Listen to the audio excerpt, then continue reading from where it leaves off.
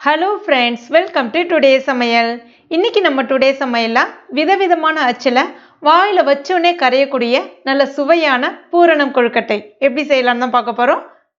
இது ரொம்ப ரொம்ப டேஸ்ட்டாக இருக்கும், செய்யறதும் ரொம்ப ரொம்ப சுலபம். இதை இப்போ நம்ம எப்படி செய்யறதுன்னு பார்க்க ஆரம்பிச்சிடலாம். முதல்ல அதற்கு ஒரு மிக்சிங் பவுல் ஒன்று எடுத்துக்கங்க.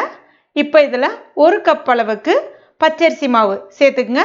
நான் இன்றைக்கி கடையில் விற்கக்கூடிய அந்த இடியாப்ப மாவு கொழுக்கட்டை மாவு இருக்கும் இல்லையா, அதுதான் பயன்படுத்தியிருக்கேன். இது வறுக்கலாம் தேவையில்லை.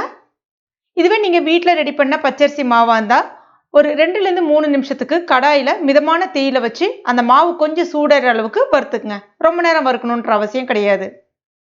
இப்போ இதில் தேவையான அளவுக்கு உப்பு சேர்த்துக்குங்க. கூடவே ஒரு 1/2 ஸ்பூன் அளவுக்கு நெய் சேர்த்துக்குங்க. இப்போ இதை ஒரு தடவை நல்லா கலந்து விட்டுக்குங்க. அடுத்ததான் 1 கப் அளவுக்கு பச்சரிசி மாவுக்கு 1 கப் நல்லா கொதிக்க இருக்கக்கூடிய தண்ணீர் சேர்த்துக்குங்க. சேர்த்துட்டு ஒரு தடவை நல்லா கலந்து விட்டுக்குங்க. மாவு எல்லாம் ஒன்றோட ஒன்று நல்லா கலந்து வர்ற அளவுக்கு கலந்து விட்டுக்குங்க. கைவிட்டு பிசையாதீங்க. ஒரு கரண்டியை பயன்படுத்தி இந்த மாதிரி நல்லா கலந்து விட்டுக்குங்க. இப்போ இதை மூடி வச்சிருங்க. ஒரு 10 நிமிஷம் அப்படியே இருக்கட்டும்.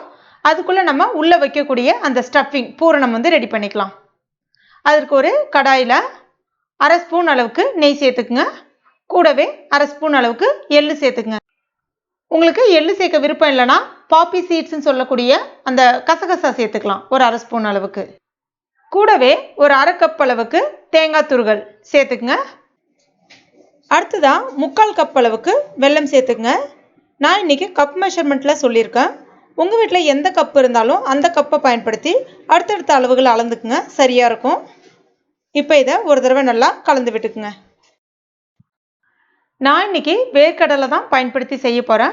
உங்களுக்கு வேர்க்கடலை சேர்க்க விருப்பம் இல்லை அப்படின்னா ஒரு 50 கிராம் கடலைப்பருப்பை வேக வச்சு தண்ணியை வடிகட்டிட்டு நல்லா ஆறின பிறகு ஒரு தடவை மசிச்சுட்டு அதுக்கப்புறமா சேர்த்துக்குங்க. இப்போ ஒரு 1/4 கப் அளவுக்கு வறுத்த வேர்க்கடலை தோல் நீக்கிட்டு எடுத்திருக்கேன். இப்போ இதை மிக்சியில் சேர்த்துட்டு கொஞ்சம் கொரகொரப்பாக, நைஸான பவுடராக அரைச்சிடாதீங்க, கொஞ்சம் கொரகொரப்பாக அரைச்சி எடுத்துக்கங்க. இப்போ பாருங்கள், அதுக்குள்ளே வெல்லம் நல்லா கரைஞ்சி வந்துருச்சு. இப்போ இதில் நம்ம அரைச்சி வச்சுருக்க அந்த வேர்க்கடலை பவுடரை சேர்த்துக்குங்க. இதில் கொஞ்சமாக ஏலக்காய் பொடி சேர்த்துக்குங்க. வீடியோ எடுக்க மறந்துட்டேன். ஒரு தடவை நல்லா கலந்து விட்டுங்க. இப்போ ஒரு 2 நிமிஷத்தில் இது எல்லாமே நல்லா இந்த மாதிரி கட்டிப்பட்டு வர ஆரம்பிக்கும். இப்போ இதை அப்படியே எடுத்து ஆற வச்சுருங்க. அதுக்கடுத்து தான் மாவு ஒரு தடவை நல்லா பிசைஞ்சிக்குங்க. அதுக்கடுத்து தான் கையில் கொஞ்சமாக எண்ணெய் தொட்டுக்குங்க. இப்போ ஒரு அச்சில் எப்படி செய்யலான்னு நம்ம பார்க்கலாம். என்கிட்ட ஒரு 4 விதமான அச்சு இருக்குது. நிறைய விதவிதமான அச்சுகள் இருக்குது கொழுக்கட்டை செய்கிறதுக்குன்னே. இது பார்த்தீங்கன்னா பூ மாடலில் இருக்கக்கூடிய அச்சு. அதுக்கடுத்து தான் இது சோமாஸ் அச்சுன்னு சொல்லுவாங்க. சோமாஸும் செய்யலாம், இல்லைன்னா இலை கொழுக்கட்டை அப்படின்னு சொல்லுவாங்க இல்லையா, அந்த மாதிரி கூட செய்யலாம். இது கூம்பு வடிவில் இருக்கக்கூடிய ஒரு விதமான அச்சு. நம்ம இடியாப்ப மாவு வாங்கினோன்னா கடைகளில் ஃப்ரீயாக தருவாங்க. அதுக்கடுத்து தான் இது இன்னொரு விதமான அச்சு. அதுலேயே கொஞ்சம் பெரிய சைஸில் இருக்கும். இது எல்லாமே பார்த்தீங்கன்னா உங்களுக்கு டிபார்ட்மெண்ட் ஸ்டோரில், மளிகை கடைகளில் எல்லா இடத்துலையுமே இந்த அச்சு கிடைக்குது. தேவைப்படுறவங்க வாங்கிக்கலாம். அதனுடைய விலைகள்லாம் பார்த்தீங்கன்னா 14 ரூபா, 15 ரூபா அந்த ரேட்டுக்குள்ளே தான் இருக்கும். முதல்ல இப்போ நம்ம இந்த அச்சில் எப்படி செய்யறதுன்னு பார்க்கலாம். ரொம்ப சிம்பிள் தான். அச்சில் கொஞ்சமாக எண்ணெய் தடவிக்குங்க. அப்போ தான் ஒட்டாமல் அழகாக வரும். இதை அப்படியே மூடிட்டு எடுத்துக்கங்க.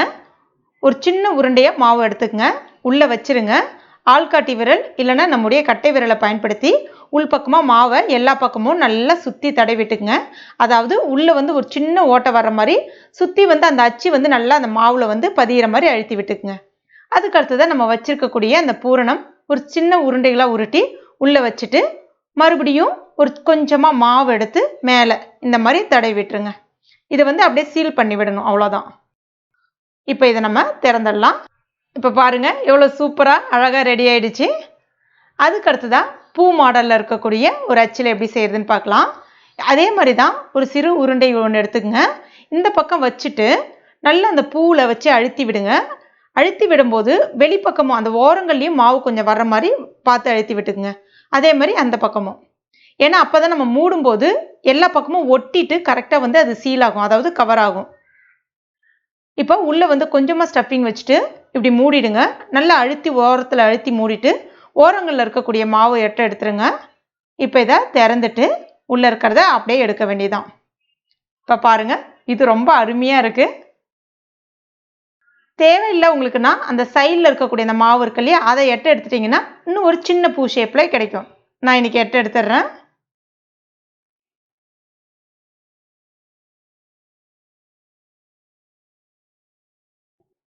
அதுக்கடுத்து தான் அந்த சோமாசு ஷேப்பில் இருக்கக்கூடிய அச்சு. அதே மாதிரி தான் ஒரு பக்கம் சின்ன உருண்டைகளை வந்து இப்படி வச்சுட்டு நல்லா அழுத்தி விட்டுக்குங்க. ஓரங்களில் அந்த மாவு கொஞ்சம் வர்ற மாதிரி பார்த்துக்குங்க.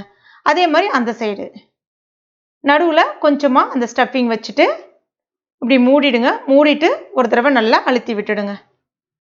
இப்போ திறந்தீங்கன்னா அழகாக சூப்பராக ரெடி ஆகிடுச்சு பாருங்கள்.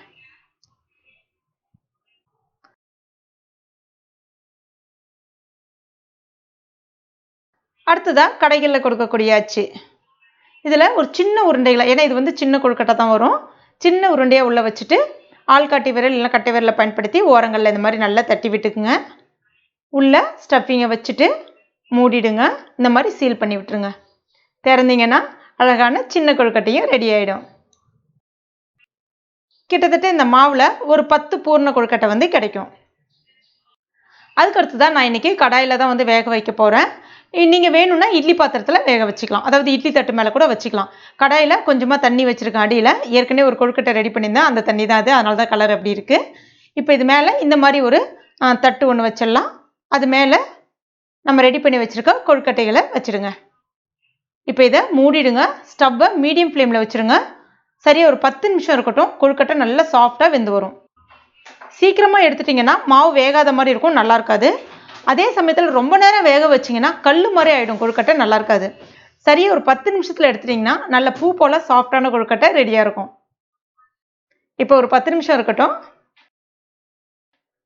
10 நிமிஷம் ஆயிடுச்சு. இதை நம்ம திறந்துடலாம். இப்போ பாருங்கள், நல்ல சாஃப்டான அருமையான பூரண கொழுக்கட்டை சூப்பராக ரெடி ஆகிடுச்சு. இதை வந்து ஒரு வாழை இலையில் நல்லா தண்ணி தெளித்து விட்டு அப்படி தடவி விட்டுட்டு அதுக்கப்புறம் வச்சு பரிமாறினீங்க அப்படின்னா நல்ல ஆரோக்கியமான முறையில் ஒரு சூப்பரான கொழுக்கட்டை வாயில் வச்சோடனே கரைஞ்சி உள்ளே இறங்க ஆரம்பிக்கும். அவ்வளோ ஒரு சூப்பராக, அவ்வளோ ஒரு சாஃப்டாக இருக்கும். இப்போ பாருங்கள் எந்த அளவுக்கு சாஃப்டாக உடையுதுன்னு சொல்லிட்டு. உள்ள ஸ்டஃபிங்கும் பாருங்கள் சூப்பராக இருக்குது.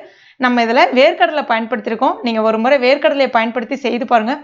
அந்த பூரணம் அவ்வளோ ஒரு சுவையாக இருக்கும். முக்கியமாக குழந்தைங்களும் விரும்பி சாப்பிடுவாங்க. கண்டிப்பாக ட்ரை பண்ணிவிட்டு மறக்காமல் எனக்கு கமெண்ட் பண்ணுங்கள். இந்த வீடியோ உங்களுக்கு பிடிச்சிருக்கும் நம்புறேன். பிடிச்சிருந்தா லைக் பண்ணுங்கள். உங்கள் நண்பர்கள் மற்றும் ஃபேமிலி மெம்பர்ஸ் கூட மறக்காமல் ஷேர் பண்ணிங்க. மேலும் இது போன்ற டேஸ்டி ரெசிபிகள் மற்றும் கார்டனிங் டிப்ஸ்க்கு நம்ம டுடே சமையல் இது வரைக்கும் நீங்கள் சப்ஸ்கிரைப் பண்ணாத நண்பர்களாக இருந்தீங்கன்னா உடனே சப்ஸ்கிரைப் பண்ணிங்க. கூடவே மறக்காமல் அந்த பெல் நோட்டிஃபிகேஷன் சிம்லேயே ப்ரெஸ் பண்ணிங்க. தேங்க்யூ.